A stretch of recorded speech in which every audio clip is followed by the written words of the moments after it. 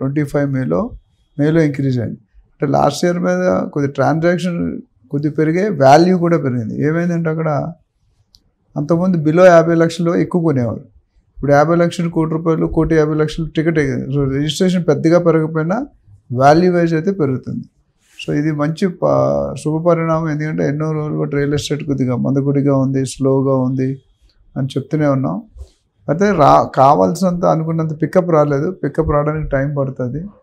ఆ పికప్ ఎన్ని రోజులు పడుతుంది, ఎంత పడుతుంది అని చెప్పడం కష్టం. బట్ డెఫినెట్గా ఒక ట్రెండ్ అయితే మళ్ళీ కనిపిస్తుంది, ఇంక్రీజ్ అయ్యే ట్రెండ్.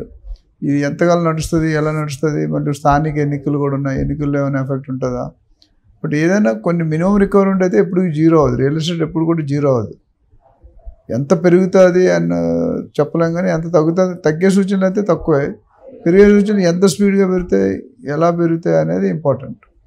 సో గత ప్రభుత్వానికి మనం ఇప్పుడున్న ప్రభుత్వానికి పోల్చుకుంటే కనుక ఈ రిజిస్ట్రేషన్ ప్రాసెస్ ఏదైతే ఉందో ఆ ప్రాసెస్ ఏమైనా చేంజెస్ జరిగాయి అంటారా? ఎప్పుడు ఇంప్రూవ్మెంట్ ప్రాసెస్ పెద్దగా ఏం చేంజ్ లేదు. ఇంప్రూవ్మెంట్ అనేది ఉంటూనే ఉంటుంది. ఇప్పుడు అంతకుముందు ధరణి ఉండేది, ఇప్పుడు భూమాత అని పెట్టారు.